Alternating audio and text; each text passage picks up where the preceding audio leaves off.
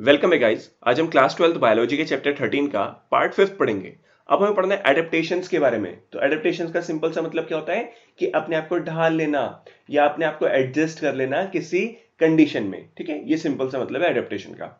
अब जैसे कि मान लो एक ऑर्गेनिज्म है, बहुत ही एक्सट्रीम कंडीशन में रहता है, वहां पे टेम्परेचर बहुत ज्यादा है या हो सकता है वहां पे बहुत ज्यादा सूखा है, पानी की बहुत कमी है। तो वहां पे वो लिविंग ऑर्गेनिज्म कैसे रह पाता है?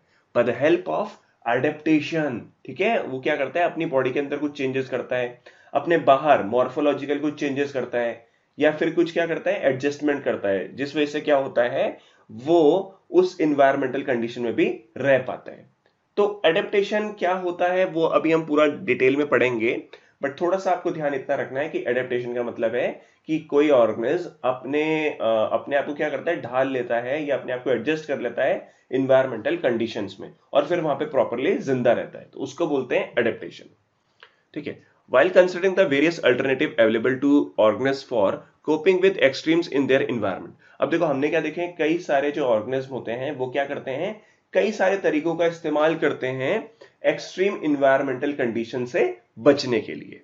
ठीक है, we have seen that some are able to respond through certain physiological adjustment. कुछ ऑर्गेनिज्म क्या करते हैं, उस एक्सट्रीम इन्वायरमेंट में कैसे जिंदा रह पाते हैं, थ्रू फिजियोलॉजिकल एडजस्टमेंट, मतलब अपनी बॉडी के अंदर ही कुछ चेंजेस कर लेते हैं। ठीक है, जिस वजह से वो वहां पे जिंदा रहते हैं। While others do so behaviourally, और कुछ ऑर्गेनिज्म बिहेवियर तरीके से क्या करते हैं, उस एक्सट्रीम इन्वायरमेंट में जिंदा रहते हैं। जैसे देखो सिंपल सी चीज क्या है, migrating temporary to a less stressful habitat. तो इसका हमने एग्जाम्पल भी देखा था। क्या होता है कि जो ऑर्गेनिज्म होता है ना, उसके हैबिटेट में अगर इन्वायरमेंटल कंडीशन थोड़ी मुश्किल हो जाए तो वो क्या करेगा, उस एरिया से निकल के दूसरे एरिया में चले जाता है। दूसरे एरिया में मतलब जहां पे की इन्वायरमेंटल कंडीशन ठीक रहती है, और कुछ टाइम बाद वापस अपने ओरिजिनल हैबिटेट में आ जाता है जब वहां की कंडीशंस ठीक हो जाती हैं। इसका हमने एग्जांपल पढ़ा था, ये माइग्रेट के अंदर आता है।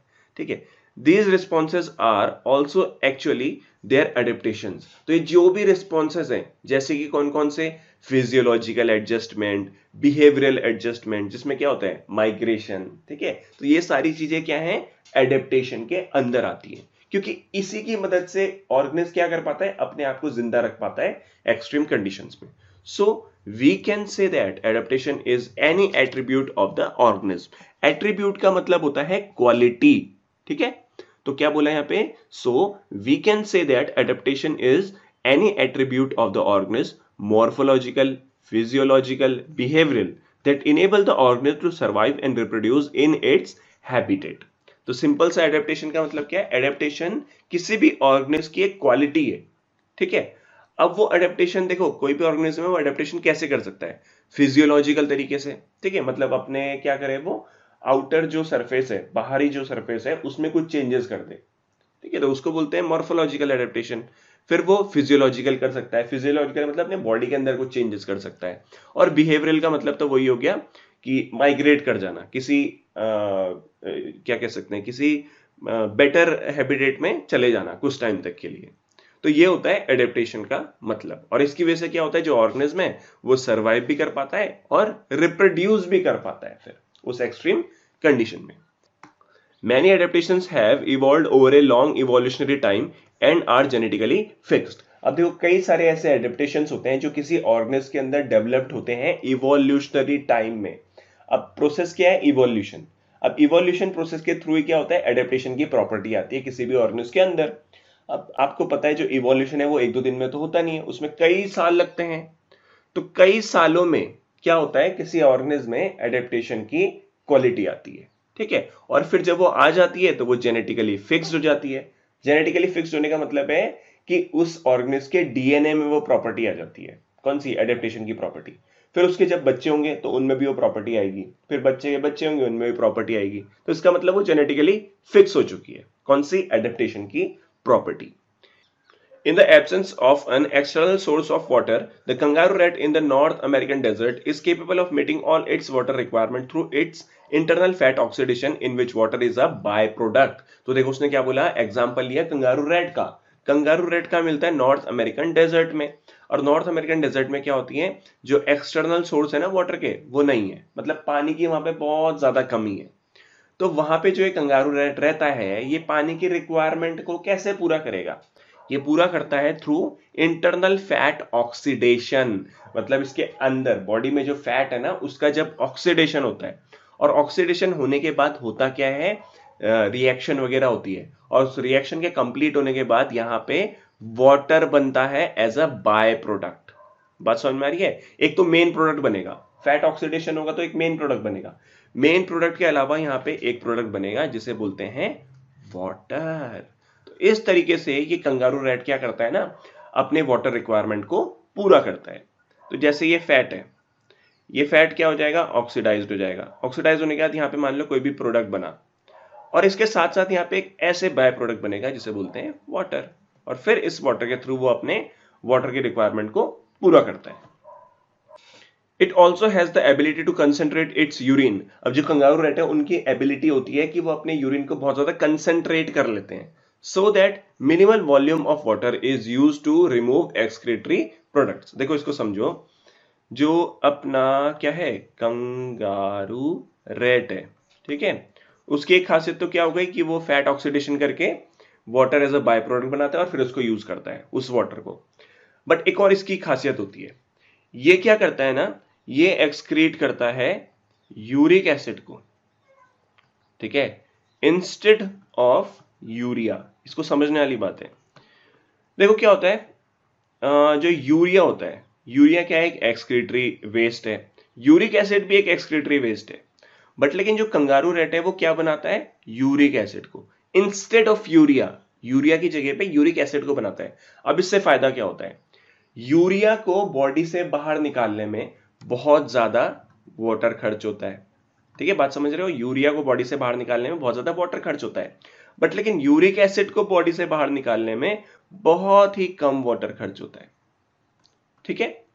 तो इससे फायदा क्या होगा, इससे फायदा ये होगा कि जो कंगारू रैट है ना वो यूरिन के थ्रू कम से कम पानी को लॉस करेगा, जिस वजह से क्या होगा, इस कंगारू रैट की जो यूरिन होगी वो कंसेंट्रेटेड होगी, क्योंकि उसमें तो पानी बहुत कम है, समझे। तो सीधी बात यह है, कंगारू रैट किसको एक्सक्रीट करता है, यूरिक एसिड को। तो इसलिए कंगारू रैट को बोलते हैं यूरिकोटेलिक। यूरिकोटेलिक ऐसे ऑर्गेनिज्म होते हैं जो कि यूरिक एसिड का एक्सक्रीशन करते हैं, ठीक है, समझ गए। Many desert plants have a thick cuticle on their leaf surface and have their stomata arranged in deep pits sunken to minimize water loss through transpiration। तो देखो यहाँ पे क्या बोला गया, कई सारे जो डेजर्ट प्लांट्स होते हैं ना उनकी जो लीफ में सरफेस होता है, उस सरफेस के ऊपर क्या मिलता है, थिक क्यूटिकल की लेयर मिलती है। तो क्यूटिकल क्या है ना, एक लेयर होती है, एक कवरिंग होती है। तो यहां पे क्या बोला, डेजर्ट प्लांट्स की जो लीव्स होती है उस लीव्स के ऊपर क्या होता है, थिक क्यूटिकल, मतलब मोटी क्यूटिकल होती है, जिस वजह से क्या होता है ना, यहां पे ट्रांसपिरेशन कम होता है।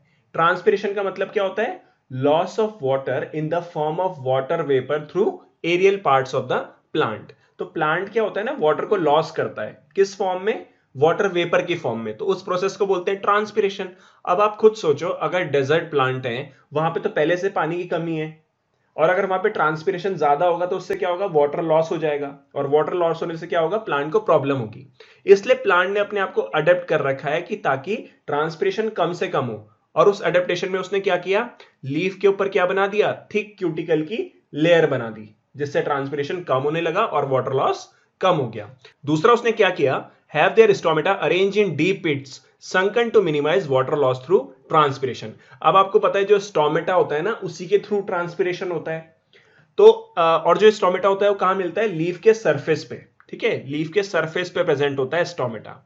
बट लेकिन जो डेजर्ट प्लांट्स की लीव्स होती है ना उसमें स्टोमेटा कहां रहता है, डीप पिट्स में, मतलब सरफेस में नहीं रहता, अंदर की तरफ रहता है, नीचे की तरफ रहता है। तो जिस वजह से इन स्टोमेटा को क्या बोलते हैं, संकन स्टोमेटा। और इन स्टोमेटा की वजह से क्या होता है ना, ट्रांसपिरेशन कम होता है, और ट्रांसपिरेशन कम होता है तो वाटर लॉस भी कम होता है। तो ये अडेप्टेशन है डेजर्ट प्लांट्स का। They also have a special photosynthetic pathway CAM that enable their stomata to remain closed during daytime। अब ये जो डेजर्ट प्लांट्स होते हैं इनमें क्या होता है, स्पेशल फोटोसिंथेटिक पाथवे होता है जिसका नाम है कैम पाथवे, ठीक है। कैम की फुल फॉर्म क्या होती है, क्रेसुलेशियन एसिड मेटाबॉलिज्म पाथवे, ठीक है, कैम पाथवे। अब इस कैम पाथवे की वजह से क्या होता है, जो स्टोमेटा रहते हैं ना वो क्लोज रहते हैं ड्यूरिंग डे टाइम। नॉर्मली क्या होता है, जो स्टोमेटा होता है वो ओपन रहता है डे टाइम में, पर इन प्लांट्स में, जिन प्लांट्स में कैम पाथवे होता है उनमें क्या होता है, स्टोमेटा क्लोज रहता है ड्यूरिंग डे टाइम, जिस वजह से इसमें ट्रांसपिरेशन कम होगा और वाटर लॉस भी कम होगा। खांसी हो रही है मुझे।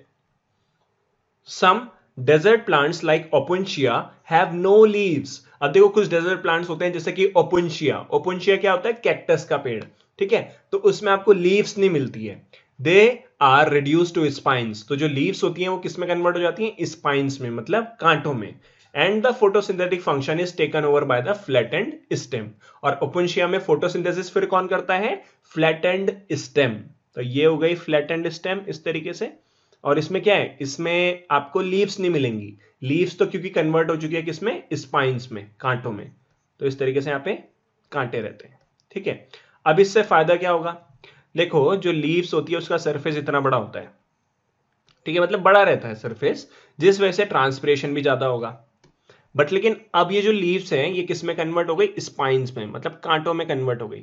अब कांटे का सरफेस तो इतना छोटा सा रहता है, तो उस वजह से क्या होगा, इसमें ट्रांसपिरेशन बहुत कम होगा या बिल्कुल भी नहीं होगा। और जिस वजह से फायदा क्या होगा, जिस वजह से फायदा ये होगा कि वाटर लॉस भी नहीं होगा। अब बात आती है फोटोसिंथेसिस की, तो फोटोसिंथेसिस में यहां पे कौन करेगा फिर, फ्लैटेंड स्टेम। ये जो स्टेम है ये क्या करती है, फोटोसिंथेसिस करने लगती है, ठीक है। Mammals from colder climates generally have shorter ears and limbs to minimize heat loss। अब देखो जो मैमल्स कोल्डर क्लाइमेट्स में रहते हैं, ठंडे इलाकों में रहते हैं, उनके अगर आप कान को देखोगे या हाथ पांव को देखोगे, मतलब लिम्स को देखोगे, तो वो छोटे होते हैं। अब इससे फायदा क्या होता है, उससे फायदा ये होता है कि उनकी बॉडी से हीट लॉस भी कम होता है और फिर वो बेटर सर्वाइव कर पाते हैं कोल्डर क्लाइमेट्स में। और इस रूल को बोलते हैं एलेंस रूल, ठीक है। तो एलेंस रूल का मतलब क्या है कि जो मैमल्स कोल्डर क्लाइमेट में रहते हैं उनके शॉर्टर एयर और लिम्स होते हैं ताकि हीट लॉस भी कम हो सके। In the polar seas aquatic mammals like seals have a thick layer of fat blubber below their skin that acts as an insulator and reduce loss of body heat। अब polar seize कौन से होते हैं, जहां पे बर्फ ही बर्फ रहती है ना, ऐसे समुद्र जहां पे बहुत ज्यादा बर्फ रहती है, तो वहां पे बहुत ज्यादा ठंडा होगा पानी। अब उस ठंडे पानी में जो एक्वेटिक मैमल्स होते हैं जैसे कि सील, ठीक है, वो कैसे सरवाइव कर पाती है, क्योंकि ये जो सील्स होती है ना, इनकी स्किन के नीचे क्या मिलता है, थिक लेयर ऑफ फैट की मिलती है, मतलब बहुत मोटी लेयर होती है फैट की, वो मिलती है, जिसको बोलते हैं ब्लबर, ठीक है। जैसे ये स्किन है, स्किन के नीचे क्या होगा, एक बहुत मोटी लेयर मिलेगी किसकी, फैट की, ठीक है, जिसको बोलेंगे ब्लबर। अब इस वजह से क्या होगा, ये जो ब्लबर है ये क्या करता है, हीट लॉस नहीं होने देता बॉडी से। अब जब हीट लॉस नहीं होगी तो ये बेटर सर्वाइव कर पाएंगे वहां पे, okay. Some organisms possess adaptations that are physiological, which allow them to respond quickly to a stressful situation। अब देखो कुछ ऑर्गेनिज्म ऐसे होते हैं ना, जैसे ही वो स्ट्रेसफुल कंडीशंस में जाते हैं तो वो अपनी बॉडी के अंदर कुछ फिजियोलॉजिकल चेंजेस करते हैं जिससे वो अडेप्ट हो जाते हैं उस स्ट्रेसफुल सिचुएशन में। इसको समझने के लिए हम एग्जांपल लेंगे। If you had ever been to any high altitude place greater than 3500 meter Rohtang Pass near Manali and Leh, you must have experienced what is called altitude sickness। तो अगर आप में से कोई लोग वहां गए हैं ना, लेह में या रोहतांग पास में, मनाली के पास, तो वहां पे क्या होता है ना, बहुत ज्यादा हाइट रहती है। उस बहुत ज्यादा हाइट में रहने से क्या होता है ना, एक प्रॉब्लम होती है जिसे बोलते हैं एल्टीट्यूड सिकनेस, ठीक है। इसमें क्या होता है, इट्स सिम्टम इंक्लूड नोजिया। तो जैसे कोई नॉर्मल इंसान है जो कि ना लो हाइट वाली जगह में रहता है, जैसे प्लेन्स में रहता है, जो अगर वो पहाड़ों में जाएगा और पहाड़ों में भी इतनी ऊंचाई में जाएगा तो उसको एल्टीट्यूड सिकनेस होगा, मतलब उसे क्या होने लगेगा, नोजिया। नोजिया मतलब उल्टी आने को होने लगेगा, फटीग होगा मतलब थकान लगेगी, हार्ट पेल्पिटेशन होगा। हार्ट पेल्पिटेशन का मतलब होता है कि हार्ट बहुत तेजी से धड़कने लगता है, टू फास्ट हार्ट बीटिंग होती है, तो उसे हार्ट पेल्पिटेशन बोलते हैं। तो ये सारी चीजें होती हैं, ठीक है, उस पर्सन में। This is because in the low atmospheric pressure of high altitude the body does not get enough oxygen. अब उतनी ऊंचाई में क्या है, उतनी हाइट में क्या है, लो एटमॉस्फेरिक प्रेशर है, जिस वजह से क्या होगा, बॉडी को इनफ ऑक्सीजन नहीं मिल पाएगी। अब इस लाइन को हम थोड़ा सा समझेंगे, ठीक है। देखो एक वर्ड होता है इंस्पिरेशन। इंस्पिरेशन का मतलब क्या होता है कि जब ऑक्सीजन हमारी बॉडी के अंदर जाती है, जब हम सांस लेते हैं अंदर को, तो उसको बोलते हैं इंस्पिरेशन। और इंस्पिरेशन होने के लिए कंडीशन क्या चाहिए कि जो एटमॉस्फेरिक प्रेशर है ना वो ज्यादा होना चाहिए किससे? इंट्रा पल्मोनरी प्रेशर से। इंट्रा पल्मोनरी प्रेशर मतलब जो लंग्स का प्रेशर है। ठीक है, तो समझो इसको, अगर एटमॉस्फेरिक प्रेशर ज्यादा होगा और इंट्रा पल्मोनरी प्रेशर जो कि लंग्स का प्रेशर है वो कम होगा, तो इससे क्या होगा? जो एयर है वो हमारी बॉडी के अंदर जाएगी, मतलब नोज के थ्रू हमारी बॉडी में अंदर जाएगी। और फिर यहाँ पे एक्सपिरेशन कब होता है? एक्सपिरेशन मतलब जब हम सांस बाहर छोड़ते हैं, तो उसके लिए क्या कंडीशन है? उसके लिए उल्टी कंडीशन है कि एटमॉस्फेरिक प्रेशर जो है वो लो होना चाहिए और इंट्रा पल्मोनरी प्रेशर ज्यादा होना चाहिए। ठीक है, इतना क्लियर है? अब सांस जब हमें अंदर लेनी है तो एटमॉस्फेरिक प्रेशर ज्यादा होना चाहिए, बट लेकिन उस ऊंचाई में क्या है? एटमॉस्फेरिक प्रेशर बहुत कम है, जिस वजह से हम प्रॉपरली सांस नहीं ले पाते हैं और हम ऑक्सीजन को, मतलब इनफ ऑक्सीजन हम अपनी बॉडी में नहीं ले पाते। तो ऑक्सीजन जब कम जाएगी बॉडी के अंदर तो ये सारी चीजें होने लगेगी। ठीक है, मतलब एल्टीट्यूड सिकनेस होने लगेगा। But gradually you get acclimatized and stop experiencing altitude sickness. Acclimatized का मतलब सिंपल सा क्या होता है कि कोई इंडिविजुअल ऑर्गेनिज्म है वो अपने आप को एडजस्ट कर रहा है इन्वायरमेंट के हिसाब से या अपने आप को अडेप्ट कर रहा है। तो जैसे देखो यहाँ पे क्या बताया गया कि कोई पर्सन है जो प्लेन से उस हाइट में गया, उतनी हाइट में गया, पहाड़ों में गया, तो वहां पे उसको एल्टीट्यूड सिकनेस होगा। बट लेकिन कुछ टाइम बाद क्या होगा ना, उसका एल्टीट्यूड सिकनेस ठीक होने लग जाएगा। क्यों? क्योंकि अब जो बॉडी है वो अपने आप को क्या कर रही है? अडेप्ट कर रही है उस कंडीशन में, उस हाइट में। अब कैसे ही करती है उसको देखेंगे। How did your body solve this problem? अब जो हमारी बॉडी है वो इस प्रॉब्लम को कैसे सॉल्व करती है, कैसे ठीक करती है? The body compensate low oxygen availability by increasing red blood cell production. अब देखो बॉडी को पता चल चुका है कि भाई जो ऑक्सीजन है वो कम है, तो उस कम ऑक्सीजन में अडेप्ट होने के लिए बॉडी क्या करती है? आरबीसी का प्रोडक्शन बढ़ा देती है। ठीक है, decreasing the binding efficiency of haemoglobin, haemoglobin की जो एफिशिएंसी है उसको कम कर देती है। And by increasing breathing rate, और ब्रीदिंग रेट फास्ट हो जाता है, मतलब कि हम जल्दी जल्दी सांस लेने लगते हैं। तो इन सारी वजह से क्या होता है ना, बॉडी अपने आप को अडेप्ट कर लेती है उस हाइट में। ठीक है, बात समझ में आ गई? तो इस तरीके से एल्टीट्यूड सिकनेस जो है वो धीरे धीरे कम हो जाता है। In most animals, the metabolic reactions and hence all the physiological functions proceed optimally in a narrow temperature range. In humans, it is 37 degree Celsius. तो देखो यहाँ पे क्या बोला, कई सारे जो एनिमल्स होते हैं उनमें जो मेटाबॉलिक रिएक्शंस और जो फिजियोलॉजिकल फंक्शंस होते हैं वो एक नैरो टेम्परेचर रेंज में होते हैं। ठीक है, जैसे कि ह्यूमंस में कौन से टेम्परेचर में होते हैं? 37 डिग्री सेल्सियस पे। अगर हमारी बॉडी का टेम्परेचर 37 डिग्री सेल्सियस है तो हमारी बॉडी के अंदर जो मेटाबॉलिक रिएक्शंस और जो फिजियोलॉजिकल फंक्शंस होंगे वो प्रॉपर तरीके से होंगे। अब इस टेम्परेचर में अगर कुछ भी फ्लक्चुएशन होती है, टेम्परेचर ज्यादा होता है, टेम्परेचर कम होता है, तो उससे हमारी फिजियोलॉजी पे बहुत ज्यादा अफेक्ट पड़ता है। ठीक है, but there are microbes, archaea bacteria that flourish in hot springs and deep sea hydrothermal vents where temperature far exceeds 100 degree Celsius. How is this possible? तो उसने क्या बोला, कुछ माइक्रोब्स होते हैं जैसे कि आर्की बैक्टीरिया, ये कहां पे रहते हैं? हॉट स्प्रिंग्स में रहते हैं और डीप सी हाइड्रोथर्मल वेंट्स में रहते हैं, जहां पे टेम्परेचर ना 100 डिग्री सेल्सियस से भी ज्यादा होता है। तो ये माइक्रोब्स इतने हाई टेम्परेचर में कैसे रह लेते हैं? तो कैसे रह लेते हैं? इन माइक्रोब्स के जो सेल मेम्ब्रेन होती है ना, उस सेल मेम्ब्रेन में क्या रहता है? High level of saturated fat. ठीक है, या फिर high level of saturated fatty acid रहता है इसमें।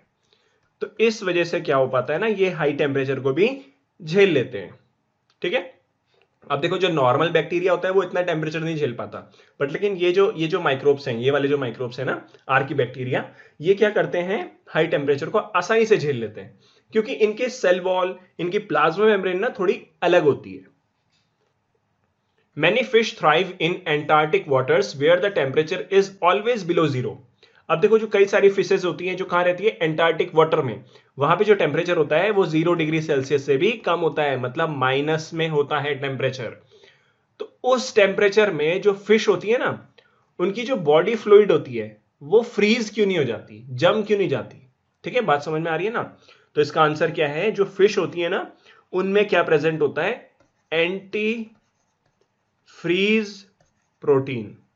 ठीक है, जो ये फिशेज होती हैं इनके ब्लड में क्या मिलता है, एंटी फ्रीज प्रोटीन, और इस प्रोटीन की वजह से जो ब्लड है ना वो इस लो टेम्परेचर में भी फ्रीज नहीं होता है। A large variety of marine invertebrates and fish living at great depth in the ocean where the pressure could be more than 100 times the normal atmospheric pressure that we experience. How do they live under such high pressure and do they have any special enzyme? तो देखो यहाँ पे question क्या पूछा उसने, कई सारे जो मरीन इन्वर्टिब्रेट्स होती हैं और जो फिशेज होती हैं वो ग्रेट डेप्थ में रहती है, मतलब ओशन जो होता है, समुद्र जो होता है उसकी बहुत गहराई में रहती है। अब देखो ये ओशन का सरफेस है और ये नीचे क्या है, डेप्थ है, ठीक है, गहराई है। तो यहाँ पे कुछ मछलियां रहती हैं।